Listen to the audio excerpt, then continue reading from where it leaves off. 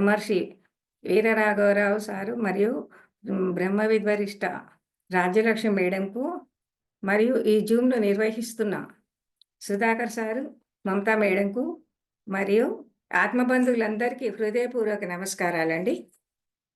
నేను ఈరోజు తీసుకున్న టాపిక్ వినిపిస్తుందా మేడం? వినిపిస్తుంది మేడం. ఓకే వినిపిస్తుంది మేడం. పర్ఫెక్ట్, చెప్పండి. ఈరోజు నేను తీసుకున్న టాపిక్ అండి చిత్తం, దాని పంచావస్థల గురించి చెప్తున్నానండి. ఓకే. అయితే మానవుడు మూడు కలిపితే మనసు, శరీరము, మనస్సు, ఆత్మ, ఈ మూడు కలిసిన ఇప్పుడే మానవుడండి. ఈ మానవుడు ఎప్పుడు మనసుకే ప్రాముఖ్యత ఇస్తాడు. మనసు ప్రభావంతో ఏ పనైనా మనసు ప్రభావంతోనే చేస్తాడు. ఆధ్యాత్మిక జీవితంలోనైనా, ప్రాపంచిక జీవితంలోనైనా, పరావిద్యలైనా అపరావిద్యలైనా నేర్చుకోవడానికైనా కానీ మూలం మనసే. మరి అలాంటి మనసును మనము ఎలా ఉంచుకోవాలి, ఏ గుణాల్లో ఉంటే మనము ఈ ఆధ్యాత్మికంగా చాలా అత్యున్నత స్థితికి ఎదగలుగుతామో మనము తెలుసుకోవాలి.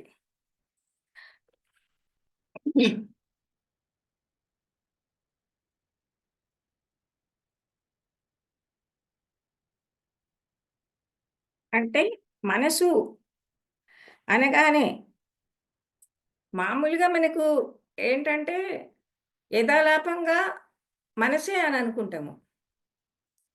కానీ మనం ఈ ఆధ్యాత్మిక జీవితంలోకి వచ్చాక, ఈ ధ్యాన మార్గంలోకి వచ్చాక ప్రతి విషయాన్ని కూలంకషంగా అర్థం చేసుకోవాలి. ఈ మనసు అంటే 4 విధాలుగా చెప్పబడింది. ఏంటంటే మనసు, చిత్తం, బుద్ధి, అహంకారం. ఈ 4 మనసుకు భాగాలుగా చెప్పబడింది. అంటే ఇవి ఏవే పరిస్థితుల్లో చేసే పనిని బట్టి అలా నిర్ణయించడం జరిగింది. అంటే మనసు అంటే అది ఎప్పుడూ కోరికలతోనే ఉంటుంది. మనసు అనేది మనం ఏది చూసినా అది కోరుకుంటుంది. మనకు ఉదాహరణకి ఇప్పుడు ఇంట్లో మనకు అన్నీ ఉన్నాయి. ఇంట్లో మనము అన్ని విధాలా బాగున్నాము.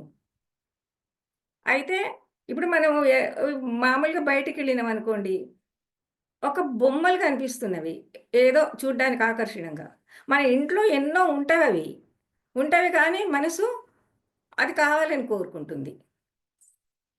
అలాగే మనం ఒక మంచి ఇంట్లో ఉన్నాము. మనకు అన్ని సదుపాయాలు అంతా బాగున్నది.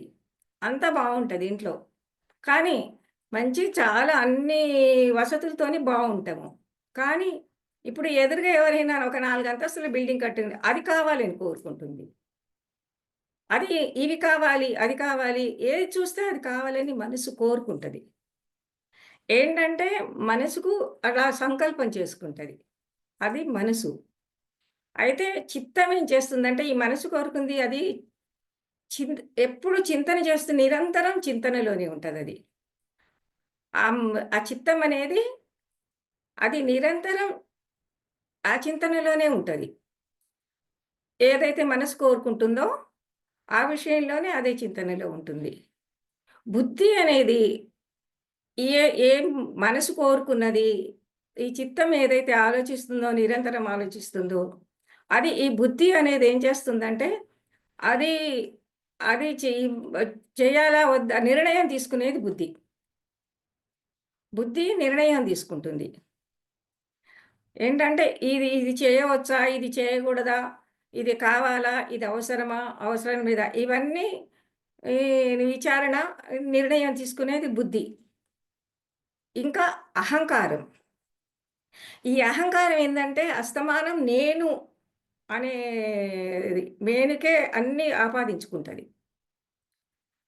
ఏది చేసినా తన గొప్పదాన్ని ప్రదర్శించుకుంటది. నేను అనే భావనలోనే ఉంటది.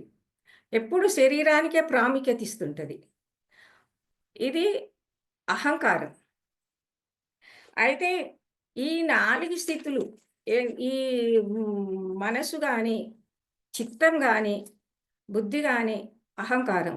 ఈ 4 స్థితులు మనసు మనసుకు ఇప్పుడేంటంటే అట్లా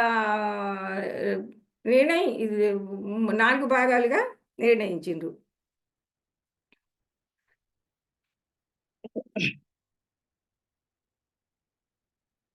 అయితే ప్రాపంచిక జీవితంలో ఒక్కటే చెప్తారు. ఏంటంటే మనసు అనే చెప్తాం. మనం యథాలాపంగా మనము ప్రాపంచిక జీవితంలో మనం వాడుకునేదేంది మనసు. మనసంటే ఒకటే అని మనం అనుకుంటాం.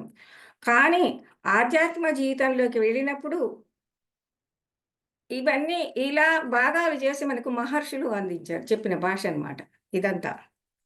అంత ప్రాముఖ్యత మొత్తం ఈ ఆధ్యాత్మిక జీవితంలో చిత్తానికే ఉంటుంది.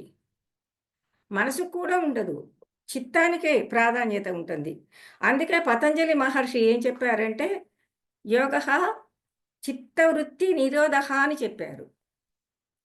అంటే చిత్తంలో ఆలోచనలు నిరోధించమని. మనసుకు చెప్పలేదు. చిత్తవృత్తి చిత్తవృత్తి నిరోధః అని చెప్పారు మహర్షులు. ఏంటంటే మనసు దాని పని అది చేసుకుంటది. అది ఆలోచించేటప్పుడు అది చిత్తంగా మారుతుంది. దానినే ఆ ఆలోచనలనే నిరోధించమని చెప్పడం జరిగింది. అయితే ఈ ధ్యానం అంటే ఏంటంటే ఇప్పుడు మనము ఒక పని చేస్తుంటాము. ఏ పని చేస్తున్నామో దృష్టి దాని మీదనే పెట్టాలి. ఏ పని చేస్తున్నామో మనం దాని మీదనే దృష్టి పెట్టాలి. ఈ ధ్యానం అంటే ఏంటి? మన జీవాత్మ పరమాత్మతో అనుసంధానం కావడమే ఈ ధ్యానం. అలా ఉన్నప్పుడే ఆ దృష్టి మనం అంతా ఆ పరమాత్మ మీద పెట్టాలి. మన దృష్టి ఎప్పుడైనా ఇప్పుడు మనం ఒక భోజనం చేస్తున్నాము. భోజనం మీదనే దృష్టి పెట్టాలి. ఒక పని చేస్తున్నాము. ఒక సంగీతం నేర్చుకుంటాడు. దాని మీదనే పెట్టాలి. ఇప్పుడు మనం ధ్యానం చేస్తున్నాము. మన దృష్టి అంతా దేని మీద ఉండాలి? ధ్యానం ధ్యానం మీదనే ఉండాలి. మన ఆలోచనలు ఇంక దేని వైపు పోవద్దు. అయితే ఆత్మజ్ఞానం, బ్రహ్మజ్ఞానం పొందేవారికి ఈ చిత్తం అనే పదం నిరంతరం ఎప్పుడు మనం గుర్తుంచుకోవాలి. దాని ప్రాముఖ్యత మనం తెలుసుకోవాలి. అంటే ఇక్కడ ఏంటంటే, మరి అందరికీ ఒకేలాగా ఉంటుందా మనసు? అందరి మనసు ఒకేలాగా ఉంటుంది. అందరి చిత్తం ఒకేలాగా ఆలోచిస్తుంది. అందరి బుద్ధి అట్లా అనుకుంటే ఖచ్చితంగా ఉండదు. ఒక్కలాగా ఉండదు. ఓహ్! అందరికీ వేరు వేరుగా ఒక్కొక్కళ్ళకు వేరు వేరుగానే ఉంటది. ఎందుకంటే వాళ్ళ వాళ్ళ మనసు గుణాన్ని బట్టి బుద్ధి బుద్ధి మారుతుంది. ఇంకా కర్మానుసారిణి బుద్ధి అంటారు గదా! అలా వాళ్ళ వాళ్ళ మనస్తత్వాన్ని బట్టి, మనసును బట్టి, బుద్ధిని బట్టి ఆ చిత్తం ఆలోచనలు కూడా మారుతుంటాయి. ఇదంతా ఉపనిషత్తుల్లో ఇవి మనకు అందించబడింది, చెప్పబడింది. ఈ చిత్తానికే ఎక్కువ ప్రాముఖ్యత ఇవ్వడం జరిగింది. ఇస్ మన గుణాలను మనసుకు ఉన్న గుణాలను బట్టే చిత్తం యొక్క ప్రవర్తన ఉంటుంది అని చెప్పడం జరిగింది. అయితే ఈ చిత్తానికి ఉన్న పంచావస్థలు అంటే 5 ఈ చిత్తం ఏంటంటే 5 అవస్థల్లో ఉంటుంది. 1 మూఢము, 2 క్షిప్తము, 3 విక్షిప్తము, 4 ఏకాగ్రము. అంటే సంస్కృతంలో ఏకాగ్రము అంటారు. మనము ఏకాగ్రత అంటాము. 5 ఐదవది నిరుక్తము. ఈ 5 అవస్థలు పంచావస్థలు చిత్తానికి ఉన్న పంచావస్థలు. మూఢము అంటే ఇది తమోగుణంలో ఉంటది. ఇప్పుడు చెప్పుకున్నాం గదా! గుణాలను బట్టి వాళ్ళ మనస్తత్వాలను, గుణాలను బట్టి మారుతుంది అని. ఇది ఈ మూఢము అనేది తమో గుణంలో ఉంటది. అంటే ఈ మనసు అనేది మూఢత్వంలో ఉంటుంది ఇలాంటి వాళ్ళకు. మూఢత్వంలో ఉంటుంది. అది బద్ధకం మనసుకు బద్ధకం ఉంటుంది. తమో గుణం వల్ల ఈ బద్ధకం అనేది ఏర్పడతది. అప్పుడు వాళ్ళకు ఏంటంటే ఏది మంచిది, ఏది చెడు ఇదంతా ఆలోచించరు. ఎప్పుడు బద్ధకంగానే ఉంటారు. ఖానా పీనా సోనా. ఇంక వాళ్ళకి అదే ఉంటది. ఇంకా ఏది ఉండదు. ఏది ఆలోచించరు. ఏది చెయ్యాలనుకోరు. ఒకవేళ ఏదైనా చెప్పినా గాని వాళ్ళు అంత ఆసక్తి కూడా చూపిచ్చరు. అలా ఉంటది తమో గుణంలో. అంటే వాళ్ళకు గ్రహించే శక్తి ఉండదు. గమనిస్తే ఆధ్యాత్మిక జీవితంలో చిత్తానికి, బుద్ధికి చాలా ప్రాముఖ్యత ఉన్నది. ఈ మహాత్ములు చెప్పారు. ఈ బుద్ధి అనే గుహలోనే జ్ఞానం ఇమిడి ఉన్నదని మహాత్ములు చెప్పడం జరిగింది. అందుకే బుద్ధిని వికసింపచేసుకోవాలి. బుద్ధిని వికసించిన వారికే జ్ఞానం అనేది వస్తుంది. కాబట్టి బుద్ధిని వికసింపజేసుకోవాలని మనకు నేర్పిస్తారు. అందుకే మనకు పొరపాటు పనులు చేస్తే ఏమంటారు? "బుద్ధి లేదా నీకు?" అని అడుగుతారు. చిత్తానికి ఉన్న మూఢత్వం వల్లనే మన బుద్ధి ఏర్పడుతుంది. మందబుద్ధి ఏర్పడుతుంది. ఈ మందబుద్ధి వల్ల ఆధ్యాత్మిక విషయాలలో ఏది గ్రహించలేరు. వీళ్ళకు ఏవి కూడా ఏదో వింటున్నాం అనుకుంటారు. ఎందుకంటే వీళ్ళకు స్పిరిచ్యువల్ వర్డ్స్ కూడా అర్థం కావు. మందబుద్ధి ఉన్నవారికి దానివల్ల తమో గుణం వల్ల ఇవన్నీ ఇట్లా ఏర్పడతది. వాళ్ళు వాళ్ళు వాళ్ళ శక్తిని ఈ గ్రహి ది సరిదిద్దుకోలేరు. వీళ్ళు ధ్యానం కూడా సరిగ్గా చేయలేరు. అంటే ఈ తమోగుణం ఎలా వస్తుంది అంటే, వాళ్ళు తీసుకునే ఆహారం వల్ల వస్తుంది. ఈ తమోగుణం ఆహారం అంటే ఎలా ఉంటుందంటే, తమోగుణం ఆహారము ఎప్పుడు మనము ఫ్రెష్‌గున్న ఆహారం అప్పుడు చేసుకున్న ఆహారమే మనం తినాలి. ఇప్పుడు ఉదయం చేసింది సాయంత్రం చేసింది మళ్ళా మర్నాడు అలా తినగూడదు. ఏంటంటే వాటి వల్ల తమోగుణం వస్తుంది. పాచిపోయిన పదార్థాలు, ఇంకా నిల్వ ఉన్న పదార్థాలు, పచ్చళ్ళు అలాంటివన్నీ తింటే ఏంటంటే తమోగుణం వస్తుంది. ఈ తమోగుణం రాకుండా చూసుకోవాలి. ఈ తమోగుణం ఉంటే ఇంక వాళ్ళకి ఆలోచించే శక్తి గానీ ఉండదు. బుద్ధి కూడా వికసించదు. బుద్ధి వికసిస్తే గానీ మనము ఏదైనా గ్రహించగలుగుతాము. ఈ ఈ తమోగుణం వల్ల ఏందంటే ఈ తమోగుణం వల్ల బుద్ధి నశించిపోతది. మనం ఈ ఆధ్యాత్మిక జీవితంలోకొచ్చాక ఈ తమోగుణము లేకుండా చూసుకోవాలి. ఏందంటే ఇది తమోగుణం అనేది చాలా, చాలా శత్రువు. ఈ తమోగుణం వల్లనే మనము ఏది చేయలేము. అందుకోసం తమోగుణం లేకుండా చూసుకోవాలి. ఎందుకంటే మనము ఈ ఆధ్యాత్మిక జీవితంలోకొచ్చాక నేర్చుకోవాల్సింది చాలా ఉంటుంది. అంటే మనం నేర్చుకున్నది గోరంత. నేర్చుకోవాల్సింది కొండంత ఉంటది. మరి అలాంటప్పుడు ఈ తమోగుణంలో ఉంటే అది ఏది మనం నేర్చుకోలేము. మన బుద్ధి వికసించదు. మనం ఏదైనా గ్రహించలేము. మనం మన మనం ఏది సాధించలేము. అందుకోసం ఈ చిత్తానికున్న మందబుద్ధి రాకుండా కాపాడుకోవాలి. అప్పుడే మనకు ఈ చిత్తం సరియైన ఆలోచన చేస్తుంది. ఇది ఉపనిషత్తుల్లో ఇవన్నీ చెప్పబడినవి మనకు. ఎలా జాగ్రత్తగుండాలో చెప్పబడింది. పరమాత్మను చేరుకోవాలంటే, మనలో ఉన్న లోటుపాట్లను మనము విచారణ చేసుకోవాలి. మనలో ఉన్న మన ఏవేవి ఉన్నాయో మనము అవి సరిదిద్దుకోవాలి. మనము ఒక జ్ఞానిగా నేర్చుకోవాల్సింది ఏమిటన్నది అన్నీ విచారణ చేసుకోవాలి. క్షిప్తం రెండవది. ఈ క్షిప్తం ఏంటంటే రజోగుణంలో ఉంటది.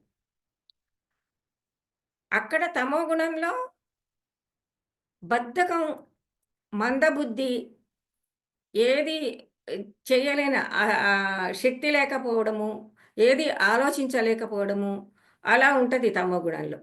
ఈ క్షిప్తంలోకొచ్చేటప్పటికి ఇది రజోగుణం. ఈ రజోగుణంలో ఉన్నవాళ్ళు ఏం చేస్తారంటే అతిగా ఆలోచిస్తారు. ఇంకా ఇంకా వాళ్ళెప్పుడూ ఏదో, ఏదో చెయ్యాలి, ఏదో ఎప్పుడు ఇంకా ఆలోచనలోనే ఉంటారు. కనీసం నిద్రాహారాలు గూడా లెక్క చేయకుండా వాళ్ళింకా అతిగా ఆలోచిస్తుంటారు రజోగుణంలో ఉన్నవాళ్ళు. అది ఏది అవసరము అనే ఇది గూడా ఉండదు. అవసరం ఉందా లేదా? వాళ్ళు ఆలోచిస్తూనే ఉంటారు. అల్ అయితే ఇక్కడ ఈ విపరీతమైన ఆలోచనలు చేస్తారు వీళ్ళు. వీళ్ళు శాంతంగా ఉండరు, సుఖంగా ఉండరు. ఈ రజోగుణంలో ఉన్నవాళ్ళు. వాళ్ళు రాత్రి, పగలు ఎప్పుడూ ఆలోచిస్తూనే ఉంటారు. అయితే ఈ రాత్రి నిద్రపోకపోవడం వల్ల చాలా అనారోగ్యానికి కూడా గురి కావాల్సొస్తది. రాత్రి ఆరో రాత్రి నిద్రపోకపోతే ఆరోగ్యం చెడిపోతుంది. పగలు నిద్రపోకపోతే పగలు నిద్రపోతే ఇంకా పనులన్నీ చెడిపోతవి. అందుకోసము ఈ రజోగుణం వల్ల చాలా జే జే ఏది చేయలేని పరిస్థితిలో ఉంటాం. అందుకోసమే ఈ రజోగుణాన్ని మనము రాకుండా చేసుకోవాలి. విక్షిప్తం అంటే ఇది సాత్విక గుణం. ఇక్కడ సాత్విక గుణంలోకొచ్చిన వాళ్ళు. వీళ్ళకేందంటే మిశ్రమంగా ఉంటది వీళ్ళ బుద్ధి. సాత్విక గుణంలోకొచ్చిన వాళ్ళకు బుద్ధి మిశ్రమంగా ఉంటది. ఏంటంటే కొన్ని సమయాల్లోనేమో శాంతంగా ఆలోచిస్తారు. కొన్ని సమయాలలో ఆందోళనగా ఉంటారు. ఇప్పుడు ఆ మిశ్రమం ఎట్లా ఉంటదంటే వీళ్ళకేదైనా వాళ్ళ సొంతం వాళ్ళు దగ్గర వాళ్ళకు ఏదైనా వచ్చిందంటే విపరీతంగా ఆలోచిస్తారు. ఇది ఎలా వచ్చింది? ఏంటి? అన్నట్టు ఇంకా అదే ఆలోచనలో ఉంటారు. అదే వేరే వాళ్ళకు బంధువులు గాకుండా, వాళ్ళకి కావాల్సిన వాళ్ళు గాకుండా, ఎవరో తెలిసిన వాళ్ళు, వాళ్ళకేదైనా ఇబ్బందులు వచ్చి, ఏదైనా కష్టం వచ్చిందంటే, అయ్యో పాపం! అలాగా వాళ్ళేదో పాపం చేసుంటారు. వాళ్ళకలా వచ్చిందని తేలికగా తీసి పారేస్తారు. వీళ్ళు సాత్విక గుణాల్లోనే ఉంటారు గానీ, కొంచెం సేపు అలా ఉంటారు, కొంచెం సేపు ఇలా ఉంటారు. 2 మిశ్రమంగా ఉంటవి. వాళ్ళ కోసం సొంతం వాళ్ళకొస్తే ఒకలాగుంటారు. ఒకలాగా వాళ్ళు ఆలోచిస్తారు. అది వేరే వాళ్ళకైతే అది చాలా తేలికగా అలాగా వచ్చిందా? వ ఏదో వచ్చింది అన్నట్టు కొంచెం తేలికగా ఆలోచిస్తారు. అదే వాళ్ళ సొంత వాళ్ళకొచ్చే వరకు చాలా ఆందోళన పడతారు. కొంత ఆందోళన ఉంటుంది. కొంత ఇట్లా ఉంటది ఈ సాత్విక గుణంలో ఉన్న వాళ్ళకు. మిశ్రమంగా ఉంటది. ఈ చిత్తానికి ఏంటంటే 3 అవస్థలు. ఇప్పుడు మనం చెప్పుకున్నవి. మూఢం, క్షిప్తం, విక్షిప్తం. ఈ 3 ప్రతి ఒక్కరిలో ఉంటవి. ఇలాంటి గుణాలు. ఏంటంటే తమో గుణం ఉంటుంది, రజో గుణం ఉంటుంది, మళ్ళా ఈ సాత్విక గుణం ఉంటుంది. అంటే మనము ఈ సాధన చేస్తున్నాము. సాధన చేస్తుంటే ఒక్కొక్కటి మనము అధిగమించగలుగుతాము. ఎప్పుడైతే తీవ్ర సాధన చేస్తుంటామో, అప్పుడు మనము ఈ తమో గుణం నుంచి గాని, రజోగుణంలోంచి సాత్విక గుణంలోకి మనము రాగలుగుతాము. ఈ 3 గుణాలు ఉంటవి. కానీ మనము వాటిని దాటగలుగుతాము. శుద్ధ వచ్చినప్పుడు ఈ ఆధ్యాత్మిక జీవితం అంటేనే అప్పుడు కొంచెం ఆసక్తి మనకు ఏర్పడతది. ఆసక్తి వచ్చిందంటే వాళ్ళు శుద్ధ సాత్వికంలోకి వచ్చారని అర్థం చేసుకోవాలి. వీళ్ళు ఏంటంటే తమో గుణంలో ఉన్నవాళ్ళు, రజో గుణంలో ఉన్నవాళ్ళు, తమో గుణంలో ఉన్నవాళ్ళేంటంటే ఎప్పుడూ అలా ఉంటారు. బద్ధకంగా అట్లా ఉంటారు. రజో గుణంలో ఉన్నవాళ్ళు చాలా వాళ్ళు ఎక్కువగా ఆలోచిస్తారు. ఈ సాత్విక గుణంలో ఉన్నవాళ్ళు మిశ్రమంగా ఉంటారు. ఈ శుద్ధ సాత్వికంలోకొచ్చిన వాళ్ళకు ఇగ అప్పుడు వాళ్ళకు అసలైన ధ్యానం అంటే తెలుస్తుంది. వాళ్ళకు ఆధ్యాత్మికత అంటే కూడా తెలుస్తుంది. మన సొసైటీలో అన్ని రకాలుగా ఉన్నారు. ఇప్పుడు ఆ రామాయణంలో కూడా ధ్యానం అప్పుడు కూడా ధ్యానం చేశారు. వాళ్ళ స్థితులను బట్టి వాళ్ళు చేశారప్పుడు. వీరు ధ్యానం చేస్తున్న ఆ శరీర స్థితి, మనోస్థితి దాటి మంచి అనే సాత్విక లోకి వచ్చి అక్కడి వరకు ప్రాపంచిక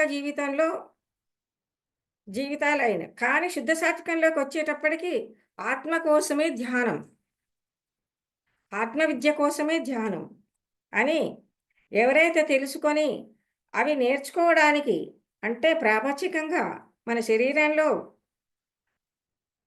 అనారోగ్యమే ఉంటే రాని, ప్రాపంచికంగా మన శరీరంలో అనారోగ్యమే రాని, కష్టాలే రాని, ఇవన్నీ ఉన్నా రాని అప్పుడు ఏమనుకుంటారంటే సాత్విక గుణంలోకి వచ్చిన వాళ్ళు ఇప్పుడు కష్టమే రాని, లేకపోతే ఒక అనారోగ్యమే రాని, ఇవన్నీ ఎట్లా వస్తున్నాయి? ప్రారబ్ధ కర్మలను బట్టి వస్తున్నవి. ఏమైనా రాని అవి ఆ ప్రారబ్ధ కర్మలు అనుభవిస్తారు. అనుభవించుకుంటూ ఆత్మవిద్య, బ్రహ్మ విద్య నేర్చుకుంటారు. ఇవి గత జన్మ వాసనలను బట్టి ఆ ప్రారబ్ధ కర్మలు వస్తవి. వస్తుంటే అవి కూడా యాక్సెప్ట్ చేస్తారు. అవి కూడా వాటి కర్మను వాళ్ళు అవి కర్మని ప్రారబ్ధం అనుభవిస్తారవి. అనుభవించుకుంటూ ఇక్కడ ఇవి ఆత్మ విద్య, బ్రహ్మ విద్య ఇవి నేర్చుకుంటారు. వాళ్ళకొక అది నేర్చుకోవాలని తపన ఉంటది. ఈ శుద్ధ సాత్వికంలోకి వచ్చిన వాళ్ళకు. ఆధ్యాత్మిక జీవితంలోకొచ్చాక ఆత్మ కోసమే మనం ధ్యానం చేయాలి అనే విషయం వాళ్ళకు అర్థమవుతది. ఇదే మనం ముఖ్యం. ఇది నేర్చుకుంటే ప్రారబ్ధాలు గాని, సంచితాలు గాని 2 దగ్ధం చేసుకోవచ్చు అనే ఎరుక ఉంటుంది. సరి అయిన ధ్యానం చేస్తారు వీళ్ళు. ఎంతసేపు ప్రాపంచానికే వాడుకోకుండా ఈ సరి అయిన ధ్యానం చేయడానికి ఆలోచనల విధానాన్ని మార్చుకుంటారు. ధ్యానం కోసమే. భగవంతుడిని చేరుకోవడానికి ఏకైక మార్గం ధ్యానం. భగవంతుని కోసమే ధ్యానం. ఆ మార్గంలో మనం పయనించినప్పుడు తీవ్రంగా కృషి చేస్తున్నప్పుడు కొన్ని సిద్ధులు కూడా వస్తవి. మనం ఈ ధ్యానం కోసం ఈ ఆత్మజ్ఞానం నేర్చుకోవడానికి ఎంతో తీవ్రమైన సాధన చేస్తున్నాము. చేస్తున్నప్పుడు కొన్ని సిద్ధులొస్తాయి. ఆ సిద్ధులు ఎలా ఉంటాయంటే కొంతమంది గత జన్మల్ని తెలుసుకుంటారు. కొంతమంది ఫ్యూచర్‌లో వచ్చేవి కూడా తెలుసుకుంటారు. అయితే వీటి వల్ల పెద్ద ఉపయోగం కూడా లేదు. ఇవన్నీ దాటి ధ్యానం చెయ్యాలి. భగవంతుడి కోసమే ధ్యానం చెయ్యాలి. సిద్ధుల కోసం ధ్యానం కాదు. అవన్నీ పక్కన పెట్టేసేయాలి. వీటి వల్ల వచ్చేది కూడా ఏం లేదు. అయితే ఈ స్థితులను పక్కన పెట్టేసి సృష్టిని తెలుసుకోగలనని ఎరుకతో ఉండాలి. చిత్తాన్ని ఎంతో గొప్పగా సాధనలో ఉపయోగించాలి. ఏకాగ్రము. నా ఏకాగ్రము అంటే ఏకాగ్రత.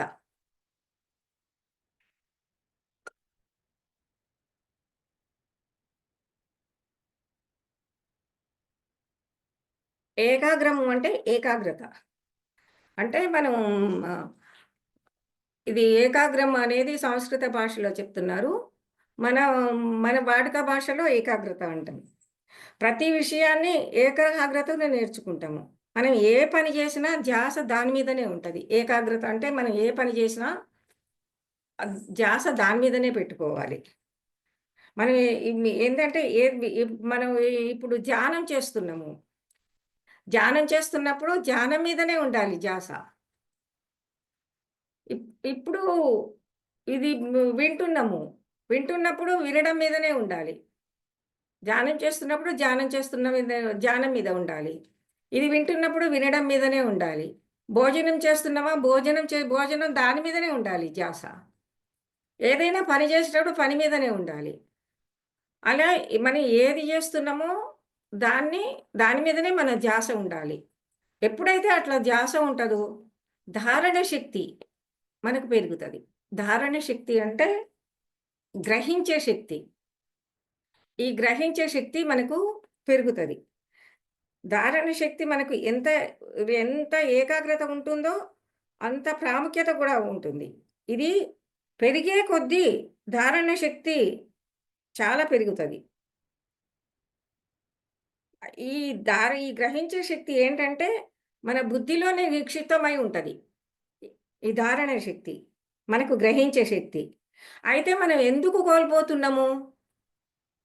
ఈ ధారణ శక్తి కానీ, గ్రహించే శక్తి ఎందుకు కోల్పోతున్నామంటే, మన మనసు ఎప్పుడూ చంచలంగా ఉంటుంది. బుద్ధి చంచలంగా ఉంటుంది. ఈ చంచలావస్థ ఉంటుంది కాబట్టికి మనం ఏది గ్రహించలేము. ఇవన్నీ ఏకాగ్రత కల్పించాలంటే, ఈ చంచలావస్థల నుంచి ఏకాగ్రత కావాలి. మనం ఎప్పుడైతే ఒక ఏకాగ్రత పెంచుకుంటామో, అప్పుడు నిష్ణాతులం అవుతాము.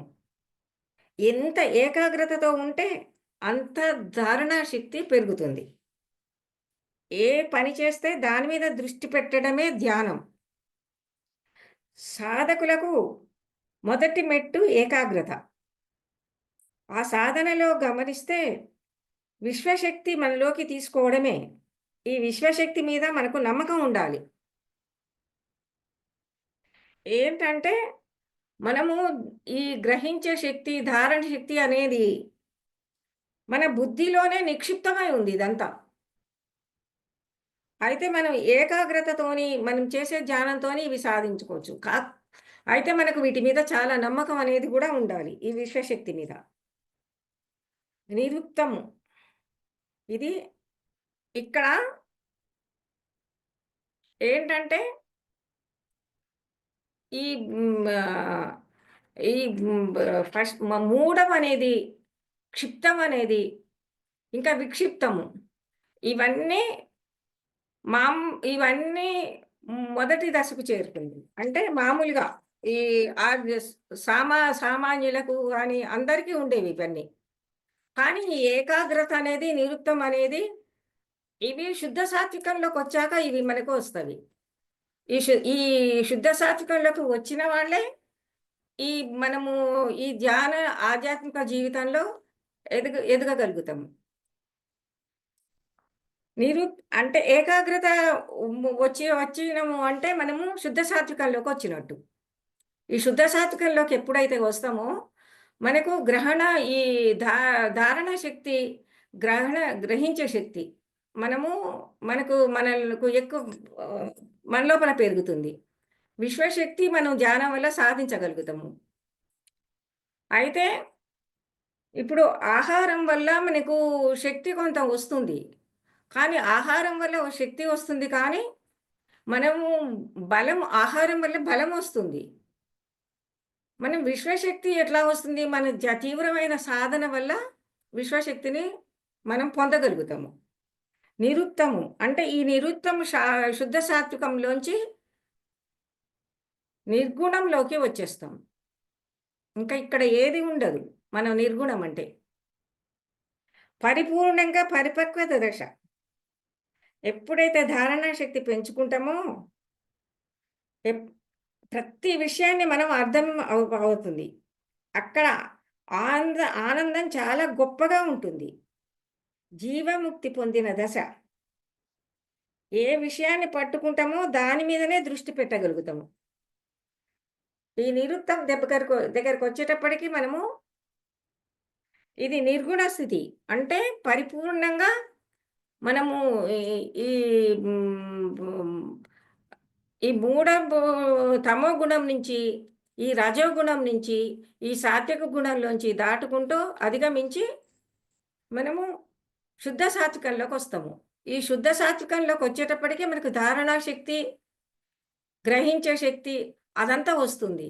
అప్పుడు మనము నిరుక్తంలోకి వస్తాం. అంటే నిర్గుణం ఇది.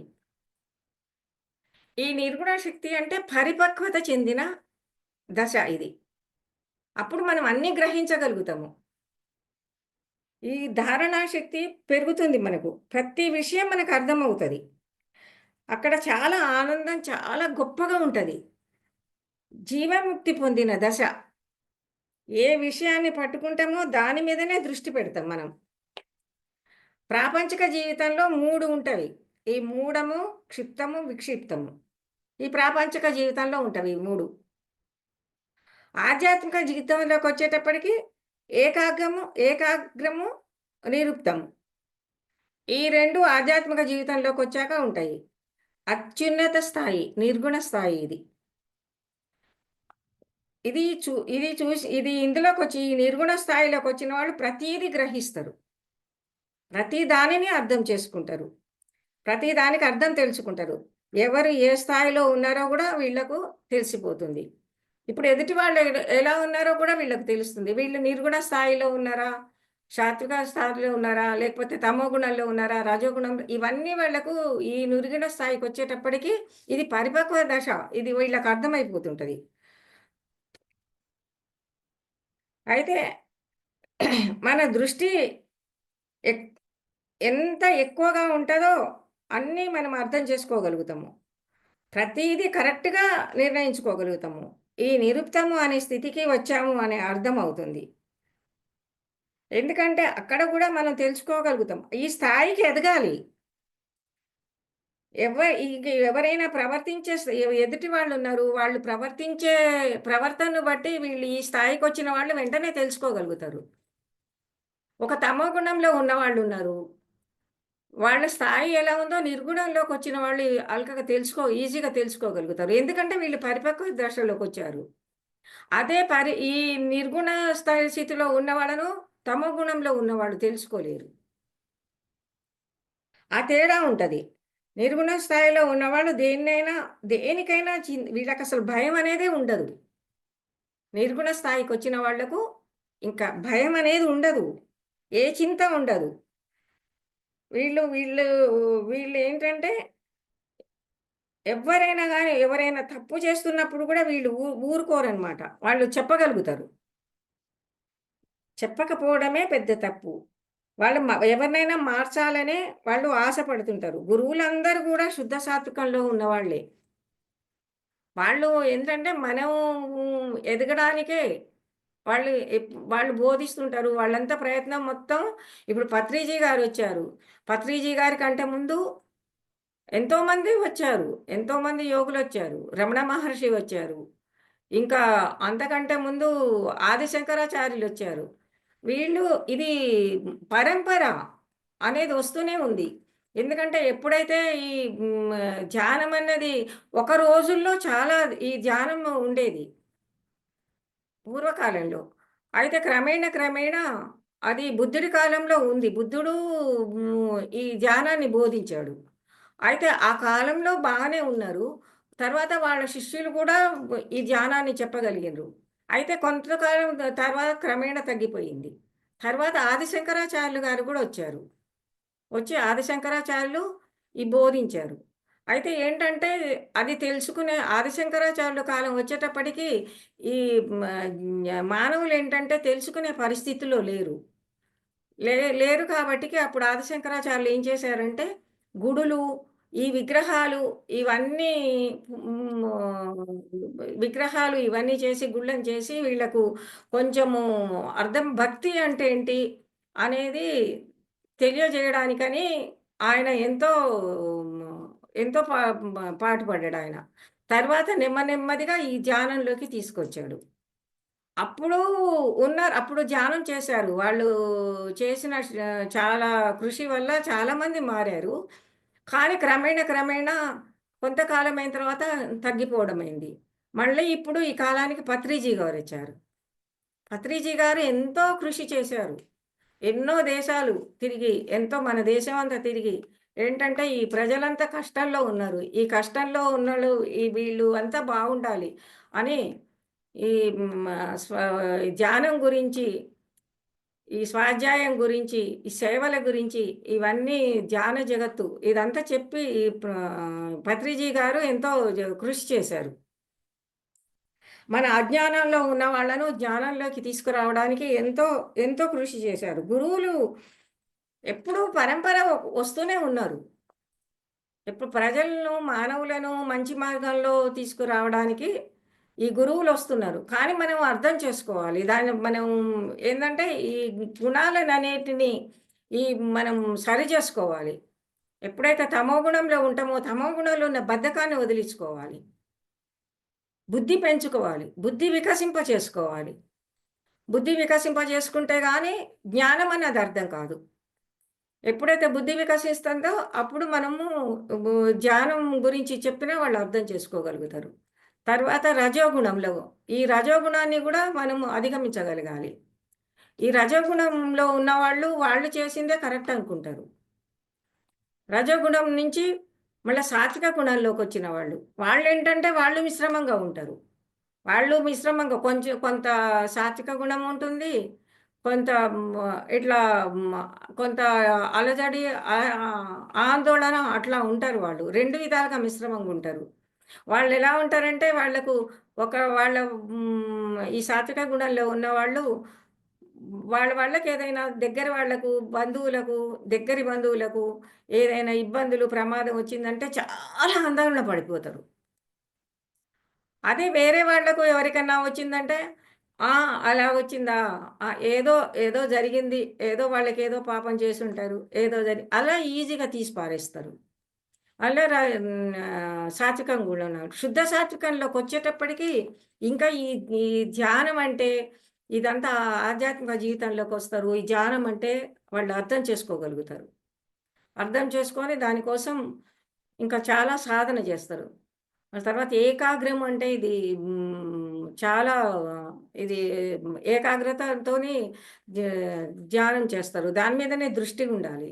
ఈ ధ్యానం చేస్తారో ధ్యానం చేసినా, ఏది చేసినా, ఏ పని చేసినా దాని మీదనే దృష్టి అంతా దాని మీదనే ఉండాలి. అప్పుడే ధారణ శక్తి పెరుగుతుంది. ధారణ శక్తి అంటే గ్రహించే శక్తి పెరుగుతుంది. ఆ గ్రహించే శక్తి పెరిగినప్పుడు బుద్ధి అనేది వికసిస్తుంది. మనం ఈ ఇందులో బాగా ఉన్నత స్థాయిలోకి ఎదగగలుగుతాము. తరువాత నిరుక్తంలోకొచ్చేటప్పటికి అది పరిపక్వత దిశకొస్తుంది. పరిపక్వ దిశకొచ్చేసి వాళ్ళు ఇంకా అంతా వాళ్ళు అర్థం చేసుకోగలుగుతారు. వాళ్ళు అర్థం చేసుకోగలుగుతారు. ఎదుటి వాళ్ళకి గూడా చెప్పగలుగుతారు. గురువుల స్థాయికి, నిర్గుణ స్థాయికొచ్చేటప్పటికి గురువుల స్థాయికి ఎదగగలుగుతారు. ఎప్పుడైతే నిర్గుణ స్థాయికొస్తారో, అప్పుడు నిర్గుణ గుణంలోకొచ్చేటప్పటికి వాళ్ళకు అన్నీ అర్థం చేసుకుంటారు. అర్థం చేసుకొని వాళ్ళు బోధన గూడా బోధన చేస్తారు. గురువులవుతారు. గురువులయ్యి అందరికీ బోధన చేస్తారు. అలాంటి వారే ఇప్పుడు మన పత్రిజీ గారు, ఇప్పుడు అంతకంటే ముందున్న వాళ్ళు వీళ్ళంతా. ఇదన్ ఇది అంతా ఏందంటే మనం ఏదైనా తీవ్ర సాధన వల్లనే ఏదైనా సాధించగలుగుతాము. బాగా ఎంత తీవ్ర సాధన చేస్తామో మనం ఒక్కొక్క గుణం నుంచి అధిగమించగలుగుతాము. అధిగమించగలుగుతాము. మళ్ళా స్వాధ్యాయము. ఈ పుస్తకాలు బాగా చదవాలి. స్వాధ్యాయం ఉండాలి. తర్వాత సేవ. ఇవన్నీ చేయాలి. ఇవన్నీ చేస్తే మనము కొంచెం అత్యున్నత స్థాయికి ఎదగగలుగుతాము. నాకు ఈ అవకాశం ఇచ్చినందుకు చాలా ధన్యవాదాలండి. నాకు తెలిసిన కొంచెం చెప్పగలిగాను. చెప్పే ప్రయత్నం చేశాను.